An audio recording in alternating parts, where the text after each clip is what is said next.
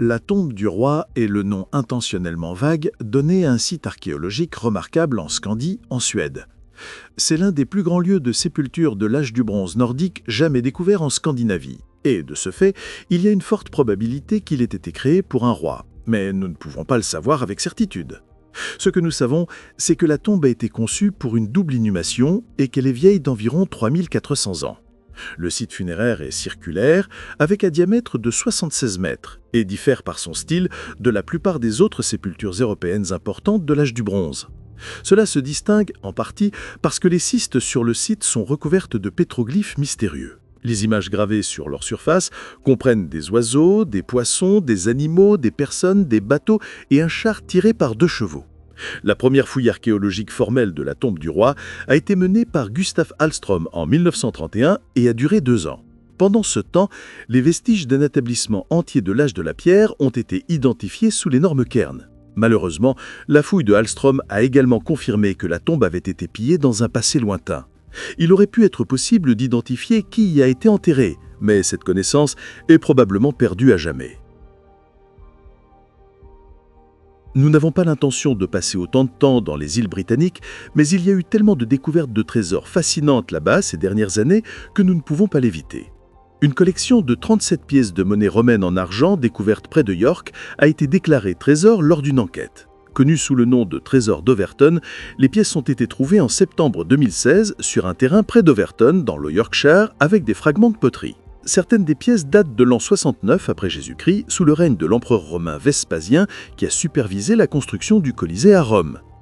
On pense que le trésor a été enterré il y a environ 1800 ans, à l'époque où York était le centre de la cour impériale, et qu'il est lié à l'empereur Septime Sauver et à sa famille, qui ont passé plusieurs années à York. Le musée du Yorkshire a exprimé son intérêt pour l'acquisition du trésor, qui a ensuite été évalué par le comité d'évaluation des trésors du British Museum. La déclaration de trésor signifie que les pièces seront proposées à un musée pour acquisition à un prix fixé par ce comité. Nous aimerions pouvoir dire pourquoi les pièces ont été enterrées, mais c'est une chose qui ne sera probablement jamais connue. Vous avez peut-être entendu parler de la tapisserie de Bayeux, mais il est moins probable que vous ayez entendu parler de la tapisserie de Sampool. C'est une ancienne tapisserie murale en laine et elle a été découverte en 1984 dans l'ancienne colonie de Sampool, dans le bassin du Tarim, dans le comté de Lop en Chine. Quand elle a été trouvée, elle avait été transformée en un pantalon pour homme, ce qui n'était pas sa conception initiale. Les historiens trouvent très étrange qu'elle ait été découpée de cette manière, pour un usage aussi basique. La tapisserie est fascinante en raison des nombreuses caractéristiques de l'ère hellénistique qu'elle présente, notamment un diadème et un centaure grec, indiquant que la pièce pourrait provenir à l'origine du royaume gréco-bactrien. Cependant, la figure humaine sur la tapisserie pourrait être une représentation d'un soldat Yuezhi du 1er siècle, auquel cas la tapisserie contiendrait des éléments à la fois de la Grèce antique et de la Chine antique, ce qui en ferait un artefact très difficile à comprendre. L'identification de la figure comme chinoise est controversée, car il a les yeux bleus et des traits caucasiens. Seul son style vestimentaire ne semble pas européen. Les dates suggérées pour la tapisserie vont du 3e siècle avant Jésus-Christ au 4e siècle après Jésus-Christ. Les artefacts Kimbaya de Colombie sont de magnifiques objets décoratifs et d'excellents exemples de l'artisanat ancien. Mais y a-t-il plus que cela ? Les objets, dont l'âge varie entre 2300 et 3000 ans, sont parfois aussi appelés artefacts Tolima et n'ont été trouvés que dans la région autour de Bogota, la capitale du pays. Plus de 100 d'entre eux ont été découverts à ce jour. Alors que de nombreux archéologues les considèrent comme rien de plus que des exemples impressionnants de figurines zoomorphes, tous ne semblent pas être basés sur des créatures vivantes. Certains peuvent être facilement identifiés comme des chauves-souris, des oiseaux, des poissons ou des insectes, mais d'autres ne ressemblent à aucune autre créature connue. Ce sont ces artefacts anormaux qui posent problème, car au lieu d'être basés sur des animaux, ils semblent avoir des fuselages, des ailes, des stabilisateurs et d'autres caractéristiques distantes que l'on trouverait sur un avion moderne. Ils possèdent également des propriétés aérodynamiques parfaites, ce qui signifie que si vous agrandissiez l'un d'eux et le lanciez, ils seraient capables de voler et de planer. Comment de telles connaissances ont-elles pu être accessibles à des personnes vivantes il y a si longtemps ? Zone carrée aux 4 chèvres pourrait ressembler à un regroupement de mots aléatoires que nous avons assemblés, mais c'est en fait un ancien vase rituel chinois en bronze. Plus précisément, c'est un vase zone, qui est un récipient rituel à vin. Les historiens en Chine pensent que l'artefact a plus de 3000 ans, ce qui en fait une relique de la fin de la dynastie Shang. Comme son nom l'indique clairement, le vase est entouré de 4 chèvres aux cornes bouclées, ce qui le rend tout à fait unique dans les archives archéologiques. Vous le trouverez exposé aujourd'hui au Musée national de Chine, mais il a été découvert pour la première fois dans la ville de Huanghai, province du Hunan, en avril 1938, par 2 frères qui creusaient pour trouver des patates douces sur le flanc d'une montagne. C'est le plus grand vase zun de forme carrée jamais découvert, et il présente également un relief de 4 dragons entrelacés pour accompagner ces 4 chèvres. Le zun carré aux 4 chèvres a même disparu après avoir été caché pour le protéger pendant la Seconde Guerre mondiale, mais il a finalement été relocalisé en 1952. Il a été envoyé au Musée national d'histoire chinoise 7 ans plus tard, mais a été transféré au Musée national de Chine à la fin de la même année. Nous allons rester au Royaume-Uni pour une autre découverte archéologique passionnante. Car un autre trésor romain a été découvert sur le domaine de Stone dans le Suffolk, en Angleterre. Le trésor, découvert par Martin White lors d'une rencontre de détection de métaux, se compose d'une collection d'assiettes, de plats, de bols et d'une tasse en étain datant d'environ 2000 ans de la période romaine. Les objets ont été trouvés soigneusement empilés dans une fosse, peut-être déposés comme une offrande ou pour la sécurité. Les plus grandes assiettes et plats étaient probablement utilisés pour servir de la nourriture en commun, tandis que les bols octogonaux pourraient avoir une référence chrétienne. Des trésors similaires ont été trouvés ailleurs dans le sud de la Grande-Bretagne, y compris dans les établissements romains voisins d'Icklingham et de Oxwald. Bien que le trésor ne réponde pas aux critères pour être considéré comme un trésor en vertu de la loi de 1996 sur les trésors, il a été généreusement donné par le 12e duc de Grafton, Henry Oliver Charles Fitzroy, au village et musée anglo-saxon de Weststow. Les visiteurs ont pu admirer cette découverte lors d'une exposition spéciale, améliorant ainsi leur compréhension de la période romaine dans l'ouest du Suffolk. Nous ne savons toujours pas où le trésor ira après cela. En 2025, une équipe d'archéologues a fait une découverte qui a laissé le monde académique sans voix. Dans les sables d'Égypte, à l'intérieur d'une ancienne caverne scellée par des roches depuis des millénaires, ils ont trouvé un mur sculpté. Ce mur, composé d'un mélange de calcaire et de bronze, représentait quelque chose qui semblait impossible pour l'époque présumée de sa création. Un système céleste détaillé, avec des sphères, des lignes d'interconnexion et des symboles rappelant des orbites planétaires. Au centre, un grand cercle doré, semblable à un soleil, irradie des faisceaux dans toutes les directions, comme s'il reliait différents mondes. Le plus intrigant, c'est qu'à la base de la fresque, des figures humaines vêtues à l'ancienne pointent vers le ciel, tandis que d'autres semblent construire quelque chose de semblable à des pyramides. Les inscriptions environnantes ont été partiellement déchiffrées, révélant des mots dans une langue jamais répertoriée auparavant. L'une des traductions provisoires évoque « ceux qui sont venus de la lumière du cercle », soulevant des théories audacieuses sur un possible contact entre civilisations anciennes et voyageurs d'autres mondes. Les scientifiques ne parviennent toujours pas à dater l'artefact avec précision. L'analyse au carbone a révélé que la couche interne date de plus de 12 000 ans, bien avant toute trace connue d'écriture. Certains qualifient la découverte de coïncidence, d'autres de preuve. Et vous, qu'avez-vous à dire sur cette découverte fascinante ? Partagez votre avis dans les commentaires. La boîte de Sigtuna tire son nom du fait qu'elle a été trouvée à Sigtuna, en Suède, en août 1911. C'est une boîte en cuivre, remarquable par une inscription runique qui a été gravée sur sa surface au début du XIe siècle. La boîte est une preuve physique d'un réseau commercial qui s'étendait sur la mer Baltique à cette époque. Mais les historiens sont plus fascinés par la gravure, qui prend la forme d'un poème. Plus précisément, c'est un ancien poème nordique écrit dans une métrique spécifique qui était utilisée lorsque les poètes skaldiques écrivaient des louanges à leurs dirigeants. Dedans, un coucou poursuit un voleur puis le mange. C'est une image bizarre, mais elle a peut-être eu une signification symbolique à l'époque, qui s'est ensuite perdue avec le temps. La boîte appartenait probablement à un commerçant qui l'aurait utilisée pour transporter des balances afin de pouvoir peser de l'or et de l'argent où qu'il se trouve. Une deuxième inscription semblable à un graffiti sur la boîte se traduit par « Vermunder a coloré ses runes ». Mais on ne sait pas si Vermunder était le propriétaire initial de la boîte. Le trésor du West Yorkshire, découvert près de Leeds en Angleterre en 2009 par un détectoriste de métaux, est une trouvaille importante comprenant 6 objets en or, dont 4 anneaux en or et un fuseau en plomb. Cette découverte a une importance nationale et internationale, car elle élargit notre compréhension des pratiques de thésaurisation au début de l'Angleterre médiévale et augmente le corpus d'anneaux en or connus de cette période. Le trésor se compose de plusieurs objets intrigants, tels qu'un anneau en forme de losange serti d'un grenat cabochon, un anneau avec un chaton élargi, un anneau avec un chaton rond qui aurait contenu une relique, et un autre anneau avec des panneaux jaune miel. De plus, il y a un fragment de bijou encloisonné d'or, un morceau de lingot d'or et un disque de plomb. Les objets du trésor datent du 7e au 10e siècle, ce qui suggère qu'ils ont été conservés pendant plusieurs siècles. Les interprétations du but du trésor varient de l'argent d'un voleur à l'appartenance à un orfèvre ou un bijoutier, indiquant la richesse et la possession de hauts statuts. Le trésor du West Yorkshire est maintenant une propriété publique et est exposé au musée de la ville de Leeds, permettant aux visiteurs d'explorer les artefacts remarquables et de se plonger dans cet aspect captivant de l'histoire. Passons maintenant à l'Italie, où nous trouvons les tombes des reliefs de Cerveteri. C'est une tombe de l'ère étrusque créée il y a 2400 ans, mais découverte en 1847. La tombe est unique, car presque toutes les tombes de l'ère étrusque découvertes à ce jour sont recouvertes de fresques. Celle-ci, au lieu de cela, est décorée de reliefs en stuc.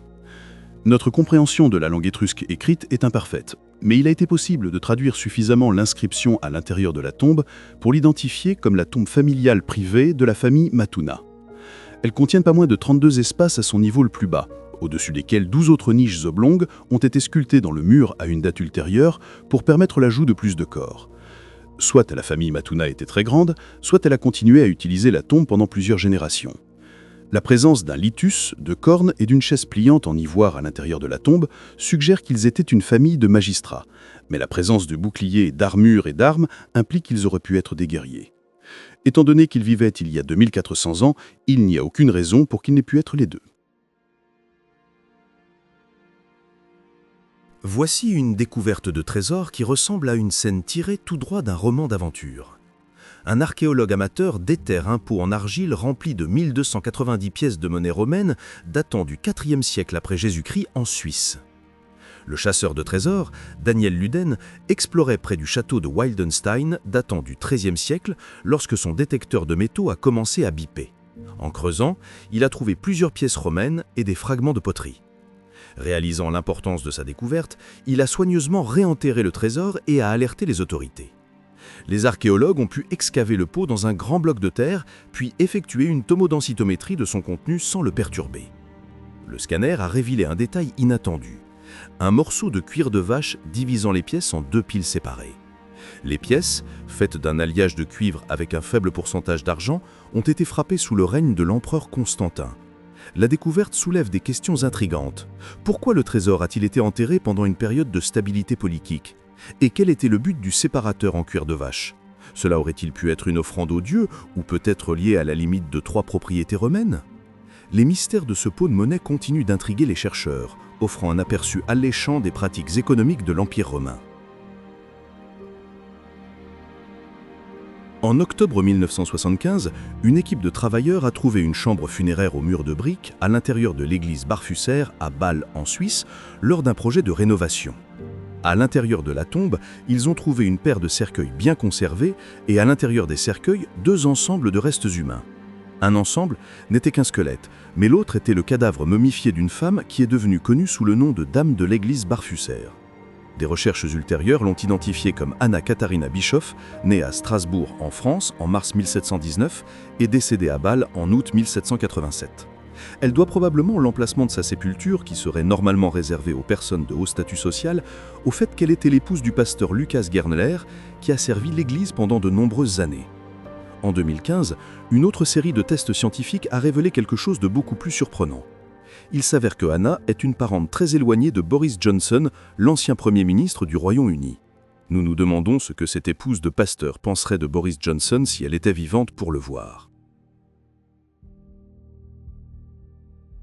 En mai 2022, les amis et détectoristes de métaux Dave Allen, Mick Ray et Robert Ebbott sont partis pour un week-end de camping et de détection de métaux sur un site dans le Wiltshire en Angleterre.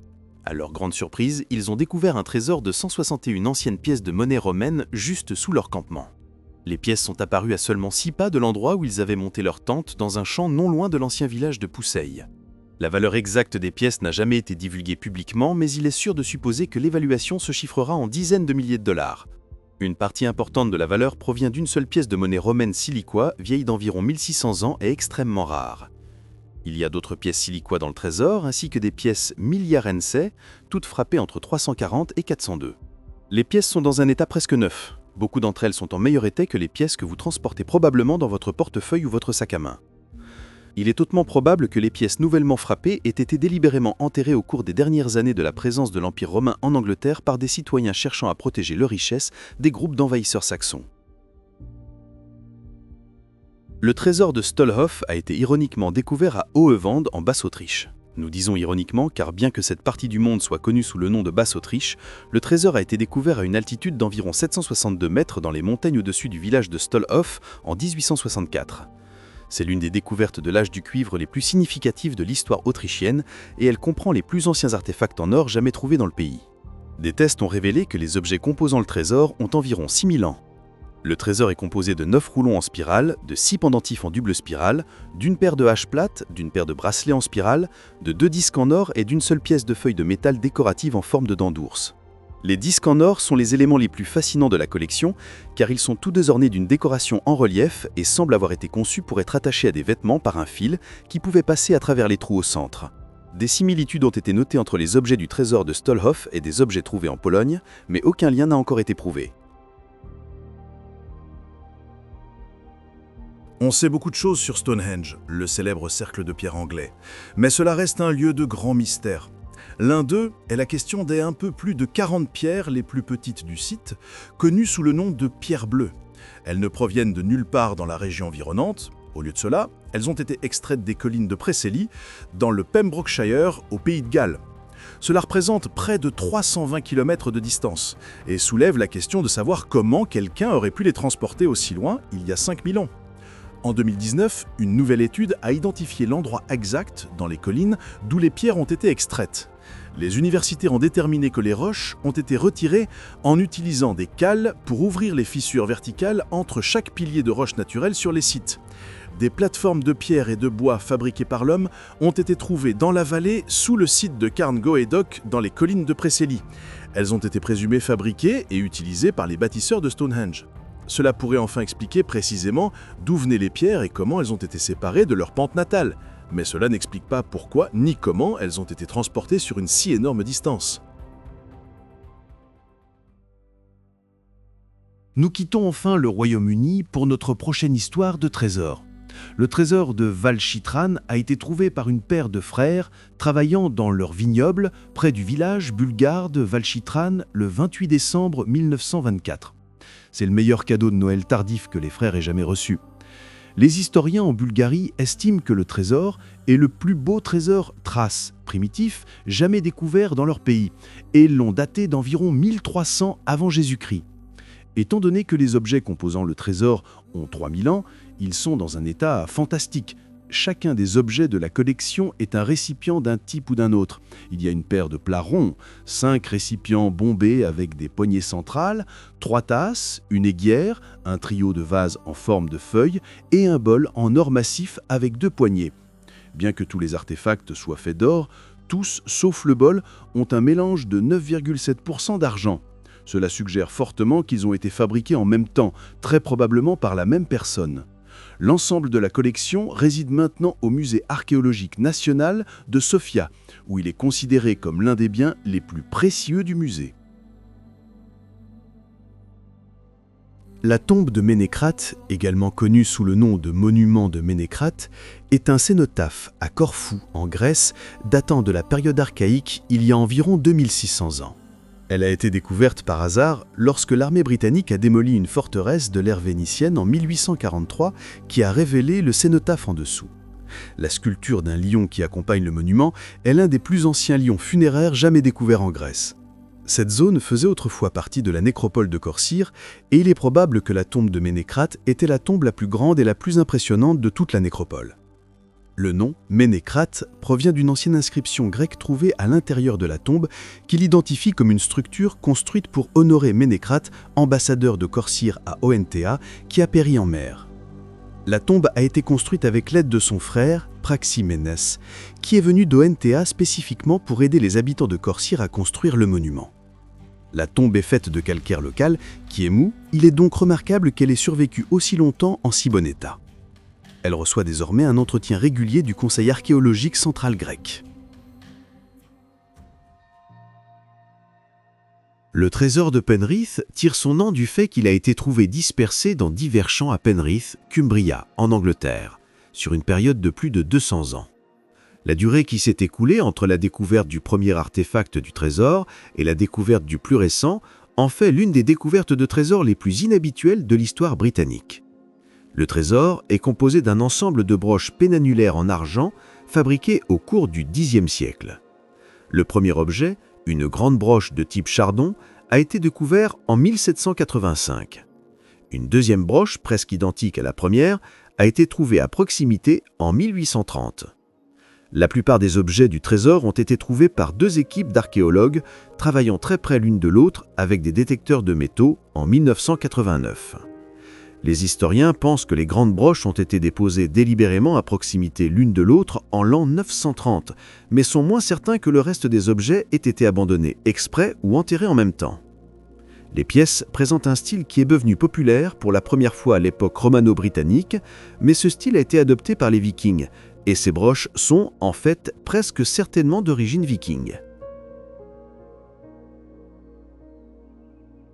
Une grande partie de ce que nous savons sur les dieux, les rituels, les croyances et la culture des anciennes tribus sud-américaines est due à la découverte du Codex Borgia.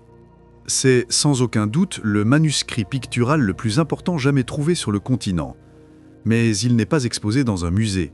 Au lieu de cela, il est conservé dans les archives du Vatican, en Italie. Le manuscrit est précolombien, datant du XVIe siècle, et porte le nom de Stefano Borgia, qui était un cardinal italien du XVIIIe siècle. Le cardinal n'a cependant pas découvert le codex. Il le possédait simplement avant qu'il ne soit acquis par la bibliothèque du Vatican après la mort du cardinal en 1804. Plutôt que d'être un seul document cohérent, le Codex Borgia est une collection de manuscrits couvrant des sujets tels que la divination, les rituels, l'iconographie et même les calendriers.